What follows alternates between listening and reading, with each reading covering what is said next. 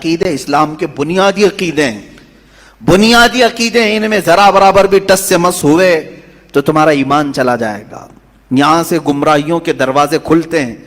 جنہوں نے خدا کے وجود کا انکار کیا وہ ملحد ہو گئے، جنہوں نے اسے ایک سے زیادہ مانا وہ مشرک ہو گئے، جنہوں نے اس کو دیکھنے والا سمجھا وہ گمراہ ہو گئے۔ صحیح عقیدہ یہی ہے جو سورہ اخلاص میں اللہ نے فرمایا قل هو اللہ احد، محبوب آپ فرما دیں وہ اللہ ہے، ایک ہے، اللہ الصمد، وہ بے نیاز ہے، اللہ بے نیاز ہے، لم یلد ولم یولد، اس سے کوئی پیدا نہیں ہوا اور نہ وہ کسی سے پیدا ہوا۔ ان معاملات کے بعد آؤ میرے عزیزو اس رب ذوالجلال کی کچھ صفات کی طرف میں آتا ہوں۔ رب ذوالجلال رحمان بھی ہے، رحیم بھی ہے، کریم بھی ہے، غفار و ستار و قہار و جبار بھی ہے۔ اس کی 99 صفات پر اگر ہم ذکر کرتے چلیں، روز ایک صفت پر ذکر ہو جائے گا، راتیں تمام ہو جائیں گی۔ قرآن نے خود کہا ہے دنیا کے سارے درخت قلم بن جائیں اور سمندر سیاہی بن جائیں اور اللہ کی تعریف و توصیف لکھنا چاہیں، سمندروں کی سیاہی سوکھ جائے گی، یہ درختوں کے قلم بنے ٹوٹ جائیں گے، ما نفدت کلمات اللہ، اللہ کے کلمات کو پھر بھی مکمل نہیں کیا جا سکے گا۔ یہ ہماری چھوٹی سی زبان اور تمہارے چھوٹے سے کان کہاں ان تمام کلمات کو سن سکیں گے یا کہہ سکیں گے، مگر ہم اتنا ضرور جانتے ہیں کہ ان تمام سمندروں میں سے ایک قطرہ بھی ہم نے اپنی محفل میں پا لیا تو یہ ہماری زندگی کی معراج ہے۔ اللہ رحمان ہے، یقیناً ہم نے اس کو بسم اللہ میں بھی پڑھا، سورہ فاتحہ میں بھی پڑھا، بلکہ ہم اپنے بچوں کو بھی یہی کہتے ہیں، ماں باپ کو بھی یہی کہتے ہیں۔ اب اس کے رحمان کی صفات دیکھنا ہے کیسے۔ رحمان کسے کہتے ہیں؟ رحم کرنے والا، رحم کرنے والا، نرمی کا معاملہ کرنے والا لوگوں کے ساتھ، بلکہ اپنی ساری مخلوقات کے ساتھ نرمی کا معاملہ کرنے والا۔ میں 2 ہی صفات پر آج گفتگو ختم کر دوں گا، اس کے رحمان ہونے کی اور اس کے قہار ہونے کی۔ دونوں کے درمیان ہمیں یہ زندگی چلانی ہوگی۔ اللہ رحمان ہے، اس کی جو زندگی یہاں ہمیں دیکھنے کے مظاہر ہیں وہ کیا ہے؟ ماں تم سے جتنی محبت کرتی ہے، کیسے؟ تم رو تو گود میں اٹھا لیتی ہے، تمہارے بہت ساری چیزیں اپنے ہاتھوں سے صاف کرتی ہے، اپنے ہاتھوں سے بنا کر کے کھلاتی ہے۔ آخر وہ بھی انسان ہے، تم بھی انسان ہو۔ ماں تمہیں اٹھا کر کے اتنا جو پیار کرتی ہے، باپ تمہیں لے کر کے چلتا ہے، تمہارے لیے جوجھتا ہے، محنت کرتا ہے، آخر وہ کیوں مشقتیں اٹھاتا ہے، خون پسینے کی کمائی ایک کر کے لا کر اپنے بچے کو کھلاتا ہے۔ اب سنیں حدیث پاک میں ماں اور باپ کے دلوں میں یہ بچے کی جو محبت ڈالتی جاتی ہے، یہ اللہ کے رحمان صفت کا کچھ حصہ ہوتا ہے۔ یہ اس کی صفت کا تھوڑا سا حصہ جب اللہ ماں اور باپ میں ڈالتا ہے تو وہ بچوں سے اس قدر پیار کرنے لگ جاتے ہیں۔ اگر وہ رحمت کی صفت مولا ماں اور باپ کے سینے سے نکال دے تو ہر باپ اپنے بچے کو قتل کرنے پر بیٹھ جائے، ماں اپنے بچے سے دوری اختیار کر لے۔ ایسا نہیں ہوتا۔ ماں بوڑھی ہو جائے یا بچہ اس کا بوڑھا ہو جائے، پھر بھی ماں اس بوڑھے بچے کو بھی سینے سے لگاتی ہے، اس کے پسینے دیکھنا نہیں چاہتی، اس کی جبینوں پر خم نہیں دیکھنا چاہتی۔ یہ ماں کے اندر جو ہلکی سی بھی محبت آپ دیکھتے ہیں، یہ رب ذوالجلال کے رحمان کا اس کے مظاہر میں سے ایک مظہر ہے۔ اب اندازہ کرو اللہ تبارک و تعالیٰ اپنے بندوں سے کس قدر رحم کا معاملہ فرماتا ہے۔ آج ہم جو بیٹھے ہیں یہ بھی تو اس کے رحم کا ہی معاملہ ہے، اس کے رحمان ہونے کا ایک بین ثبوت ہے۔ ہم حضرت ابوبکر شبلی رضی اللہ تعالیٰ توجہ جاتا ہوں، سلسلہ قادریہ کے بہت بڑے بزرگ ہیں۔ آپ سے پوچھا گیا کہ حضور سنا ہے کہ آپ کی بہت ساری کرامتیں مشہور ہیں، کوئی کرامت ہمیں بھی دکھائیں۔ توجہ، بہت سارے لوگ کرامت کے نام پر گمراہ بھی ہوتے ہیں۔ لوگوں کو ایسا لگتا ہے کہ کہیں جیب میں سے جلیبی نکال کر کے کھلا دے، ابھی کیا ابھی وہی پیر کرامت والا ہے، اچانک کچھ نکال کے دکھائے۔ حضرت ابوبکر شبلی نے تو ایک الگ ہی کرامت بتائی۔ کیا کرامت بتائی جانتے ہیں؟ حضرت ابوبکر شبلی فرماتے ہیں میاں ہمارا اس زمین پر زندہ چلنا پھرنا ہی بڑی کرامت ہے۔ کہا کیوں؟ کہا ہم اتنے گنہگار ہیں کہ زمین پھٹ جائے اور ہم دھس جائیں، پھر بھی زمین نہ پھٹتی ہے نہ ہم دھستے ہیں۔ یہ اللہ تعالیٰ نے کرامت ہی تو دیا ہے، یہ کرامت تو اللہ نے سب کو دیا ہے۔ یہ رحم کا معاملہ اللہ نے سب کے ساتھ کیا ہے، آپ کے ساتھ بھی، بلکہ ان کے ساتھ بھی کیا جو اسے مانتے بھی نہیں ہیں، جو اسے گالیاں دیتے ہیں، ان کے ساتھ بھی رحم کا معاملہ کیا۔ سیدنا ابراہیم علیہ الصلوۃ والتسلیم کے ساتھ ایک معاملہ پیش آیا. آپ بغیر مہمان کے کبھی کھانا نہیں کھاتے تھے. 2 دن بھی اگر کوئی مہمان نہیں آتا تو آپ کھاتے نہیں.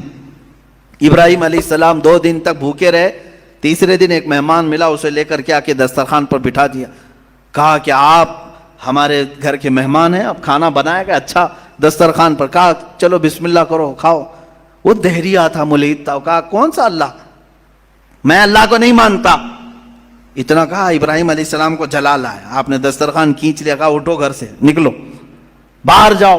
دسترخوان پر بیٹھا ہوا تھا, اس کو اٹھا دیا. یہ تو شان ہے انبیاء کی. اللہ کے دشمنوں سے دسترخوان شیئر نہیں کرتے, افطار پارٹی والے ہیں. وہ اللہ کے دشمنوں سے دسترخوان شیئر نہیں کرتے, انبیاء کی شان ہے. وہ اٹھ کر کے چلا گیا. ہاں, یہ ہمارے لیے حکم یہی ہے میرے عزیز. لیکن اللہ رب العزت نے وہی فرمائی ابراہیم علیہ السلام کو. کہا ہے ابراہیم کیوں اٹھا دیا اس کو؟ 50 سال کا تقریباً ادھیڑ عمر کا آدمی تھا. کہا کیوں اٹھا دیا؟ کہا ہے مولا وہ تیرا نام نہیں لینا چاہتا, میں اس کو دسترخوان پر کیسے بٹھاؤں؟ رب ذوالجلال نے فرمایا اے ابراہیم, پچھلے 50 سال سے میں اسے ویسے ہی کھلا رہا ہوں, جبکہ وہ کبھی میرا نام نہیں لیا. آج تمہارے دسترخوان پر ایک بار اس نے نام نہیں لیا, تم نے اٹھایا. میرے عزیزو, اس کا مطلب یہ نہیں ہے کہ اس کا نام نہ لے تو بھی ہم کھلائیں. وہ تو سنت الہیہ ہے, وہ مولا کریم کی صفات ہے. لیکن انسان کے اخلاق تو یہی ہے کہ انسان اپنے رب سے اگر محبت کرتا ہے تو اللہ رب العزت کے دشمنوں سے کبھی دوستی نہیں کر سکتا. قرآن بھی یہی کہتا ہے, یا ایھا الذین آمنوا لا تتخذوا عدوی وعدوکم اولیاء, اے ایمان والو میرے دشمنوں اور اپنے دشمنوں کو دوست نہ بناؤ. یہ انہی آیات میں سے ہے جن 26 آیاتوں میں سے نکالنا چاہتے ہیں. آئیں گے انشاءاللہ, وہ ٹاپک بھی آئے گا انشاءاللہ. قرآن پاک کی جن 26 آیات پر لوگوں کو تو یعنی پیٹ میں مروڑ ہوتا ہے, پیٹ میں مروڑ ہوتے ہیں. ان آیات میں سے ایک آیت یہ بھی ہے, سورہ ممتحنہ کی پہلی آیت ہے. اللہ فرما رہا ہے اے ایمان والو لا تتخذوا عدوی وعدوکم, میرے دشمنوں کو اور اپنے دشمنوں کو اولیاء یعنی دوست نہ بناؤ. میرا رب نے اتنا حکم کیا دیا, ان کو تکلیف شروع ہو گئی. قرآن جو ہے نفرت سکھاتا ہے, قرآن نفرت. یہ تمام انشاءاللہ العزیز زندگی باقی رہی, یہ 26 آیتوں کا جو مضمون ہے یہ ان کی کتابوں سے بھی میں نکال کے دکھاؤں گا. سیم ٹو سیم چیزیں, سیم ٹو سیم چیزیں وہاں پر بھی موجود ہیں. تو پیدا کرو کسی اور وسیم گندے رافضی کو جو وہاں سے بھی نکال سکے. عزیزان گرامی وقار, بات میں عنوان سے ہٹ نہ جائے اس لیے میں عرض کروں گا, وہ رب ذوالجلال رحمان ہے اور اس کے رحم کا معاملہ تو ہے, اس کے رحم کا معاملہ ہے کہ آج جس طرح سے لوگ ہمیں پیش کرنا چاہ رہے ہیں کہ یہ ایک ڈراؤنی شکل ہماری بنا کر کے, اسلاموفوبیا یعنی مسلمانوں سے لوگوں کو ڈرانا, یہ اگر تمام دوسرے قوموں کی طرح بھی ہو جاتے تو میرے عزیزو یہ سب کا جینا حرام کر کے رکھتے. ہمارے ہاں آخرت کا تصور ہے, ہمارے ہاں رب ذوالجلال کو جواب دینے کا تصور ہے, ہمارے ہاں اللہ رب العزت کے دیکھنے کا تصور ہے کہ وہ ہر گھڑی ہمیں دیکھ رہا ہے. یہ تمام تصورات لے کر کے مسلمان جی رہا ہے. تم کہہ رہے ہو یہ آتنکوادی ہے, دہشت گرد ہے, اور جو اس طرح سے کر رہا ہوگا اس کا تصور ختم ہو چکا ہوگا. ہمیں تو اللہ رب العزت کے ہونے کا اتنا احساس ہے کہ رات کے اندھیرے میں بھی ہم ڈرتے ہیں کوئی ایک گندی تصویر بھی دیکھنے کے لیے, جبکہ کوئی نہیں دیکھ رہا ہے. اس لیے کہ مسلمان اس عقیدے کے ساتھ جیتا ہے کہ اللہ لا الہ الا هو الحی القیوم لا تأخذہ سنۃ ولا نوم. مسلمان اس عقیدے کے ساتھ جیتا ہے, وہ اللہ ہے جو حی ہے اور قیوم ہے, اسے نہ اونگ آتی ہے نہ نیند آتی ہے. یعلم خائنۃ الاعین وما تخفی الصدور, تمہاری آنکھوں کی خیانت کو بھی وہ دیکھ رہا ہے, تمہارے دلوں کے گزرنے والے حالات سے بھی وہ واقف ہے. ہم اس تصور کے ساتھ, اس عقیدے کے ساتھ جی رہے ہیں. بہرحال میرے عزیزو, اس کے رحمان کی صفات بے شمار ہیں, بے شمار ہیں, اور اس کے کام حکمت کے ہوتے ہیں. بعض لوگوں کو ایسا لگتا ہے کہ نہیں وہ رحمان ہے, رحمت تو کر رہا ہے, میرے ساتھ تو نہیں ہو رہا ہے, میرے ساتھ تو نہیں ہو رہا ہے, میں تکلیفوں پہ تکلیفیں اٹھاتا ہوں. میرے عزیزو, صبر نہیں کرتا انسان اور اس طرح کی باتیں کر جاتا ہے. یا ایسا ہی گھبرانے والا آدمی ہے جیسے کوئی ٹرین سرنگ میں جائے, ٹنل میں جائے تو کچھ جو باولے لوگ ہوتے ہیں اچھل کود کرنے لگ جاتے ہیں. کبھی ٹرین کا سفر کیا آپ نے؟ اور ٹرین کبھی ٹنل کے اندر جاتی ہے, پہاڑ کے گوفے کے اندر, کیا ہوتا ہے, اندھیرا آ جاتا ہے, اندھیرا, اتنا اندھیرا آتا ہے, تو جو عقل مند ہوگا وہ سیٹ پہ بیٹھا رہے گا, اور جو باولا ہوگا اچھل کود کر رہا ہے, اسے ایسا لگتا ہے دنیا کیا سے کیا ہو گئی, ٹرین کہیں کھڈے میں چلی گئی.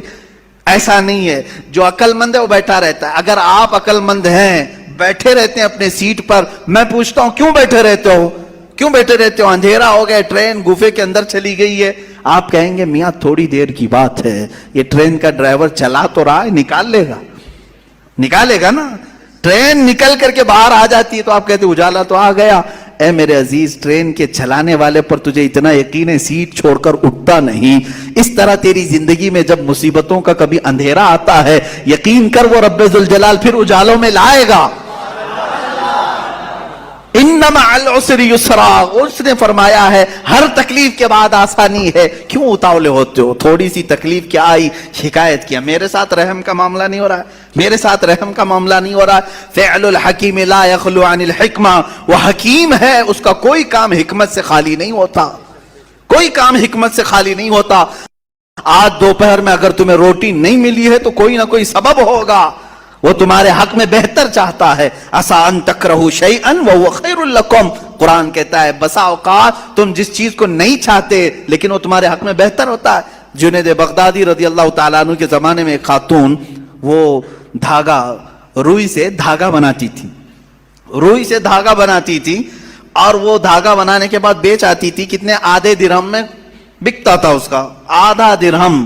وہ آدھا درہم لاتی تھی, اس میں سے آدھے یعنی پاؤ کر کے اس سے پھر کپاس روئی خریدتی اور پھر اس کا آدھا درہم بناتی اور باقی کا گھر میں خرچہ کر.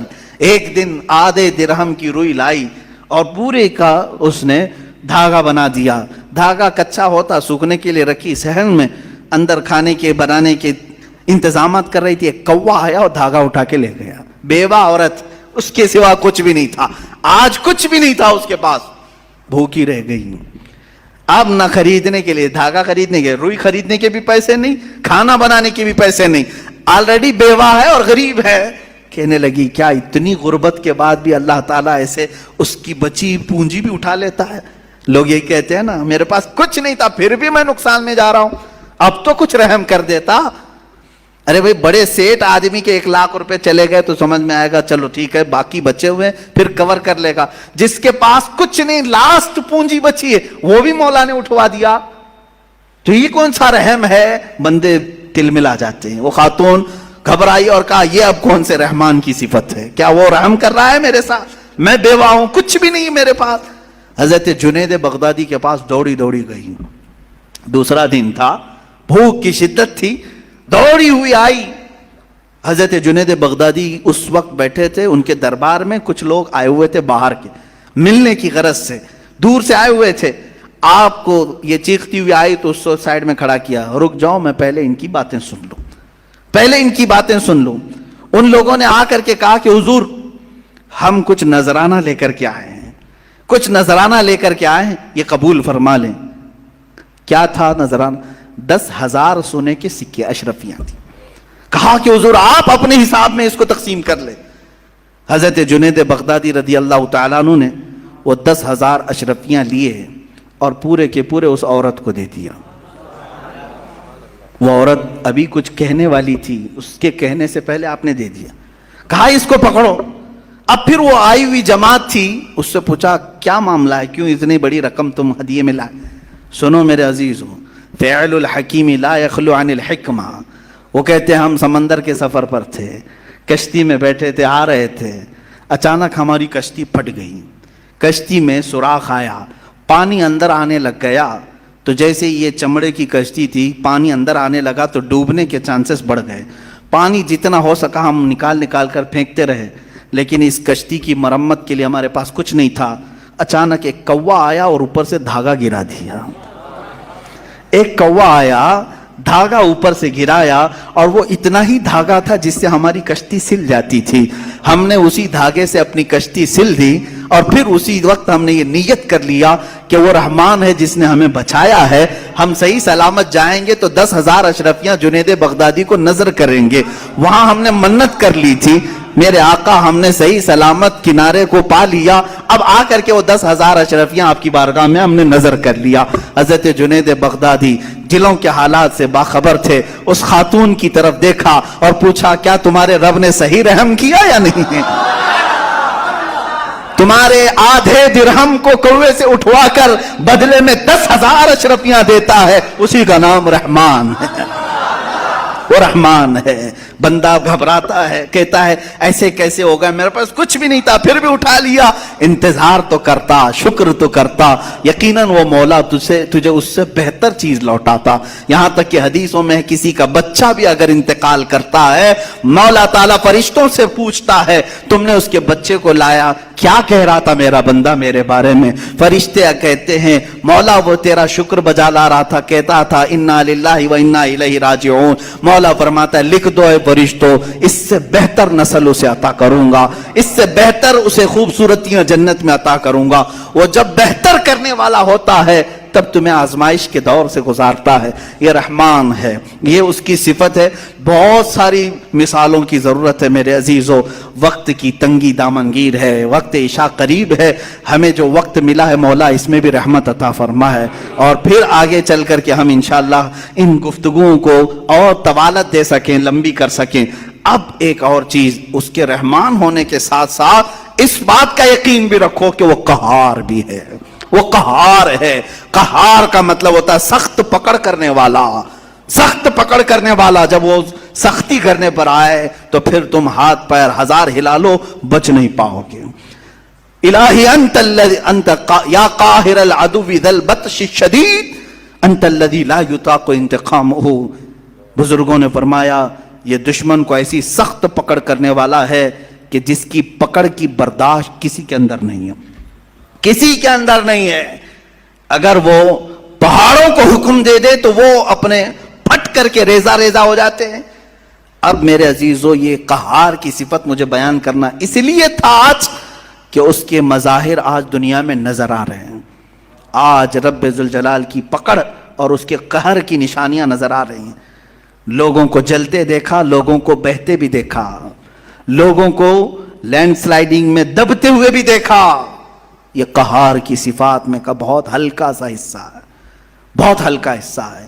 جب وہ پکڑ کرنے پر آئے، میں آپ کو بتاؤں قوم شعیب، جیسے ابھی چائنا والوں کے بارے میں پچھلے سال 1.5 سال پہلے ایک نیوز میں نے دیکھا تھا، وہ اپنے سپر پاور ہونے کے سفر میں اتنی تیزی سے گامزن ہیں۔ ان کے یہ چیلنجز تھے کہ اب ہمارے پاس ایسی ایسی ٹیکنالوجی آئی ہیں جس کو کوئی کاٹ نہیں سکتا۔ ارے وہ مصنوعی سورج بنا رہے ہیں، چائنیز ڈپلیکیٹ سورج بنانے کے چکر میں ہے، وہ جیسا بھی ہو چھوٹا ہی صحیح، انہوں نے ہر چیز کا ڈپلیکیٹ نکال لیا۔ لیکن میرے عزیزو اب آج جا کر کے احساس ہونے لگا۔ مجھے ابھی چند دنوں پہلے کسی نے کہا تھا کہ ان کے تو چیلنجز تھے کہ ان کی ٹیکنالوجی کو کوئی چیلنج نہیں کر سکتا اس وقت پوری دنیا میں، اس قدر ہتھیاروں میں ہو، ٹیکنالوجی میں، ہر چیز میں۔ میں آپ کو بتاتا ہوں یہ تو اس زمانے کی بات ہے، آج سے 4000 سال پہلے قوم شعیب، قوم سمود جس کو کہا گیا ہے، وہ تو اتنی پاورفل قوم تھی۔ آج بھی ان کے بنائے ہوئے مکانات موجود ہیں تو اندازہ کرو اس وقت کتنے طاقتور تھے۔ وہ پورے پہاڑ کے پہاڑ جو پتھروں کے پہاڑ ہوتے ان کو کھود کر کے نقشہ دیتے تھے، اور اسی میں دروازے، اسی کے اندر پورے ہال، کمرے، سب کچھ بنا لیتے تھے ایک اکھنڈ پہاڑ کو کاٹ کر کے۔ اب مجھے یہ بتاؤ کہ وہ لوگ آج سے 4000 سال قبل، جبکہ کوئی ہائیڈرولک مشین نہیں، کوئی پتھروں کو نقش دینے والا آلہ نہیں، اس وقت کرتے تھے تو کیا ٹیکنالوجی استعمال کیا ہوگا۔ آج بھی مدائن صالح، مدائن اولا جو سعودی عرب میں ہے، وہاں پر یہ سب نشانیاں موجود ہیں، آج بھی موجود ہیں، وہ پہاڑ ویسی ہیں۔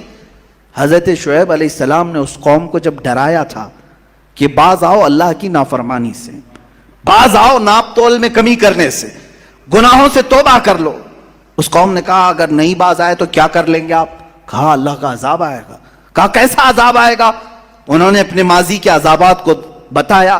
دیکھا نہیں نوح علیہ السلام کی قوم کو مولا نے سیلاب سے غرق کر دیا۔ اس قوم نے کہا آنے دو، کوئی مسئلہ نہیں، ہمارے پہاڑ بہت اوپر ہیں اور یہاں تک سیلاب کا اثر نہیں ہو سکتا۔ کہا کیا تمہیں معلوم نہیں لوط علیہ السلام کی قوم پر پتھروں کی بارش ہوئی، نوکیلے پتھر؟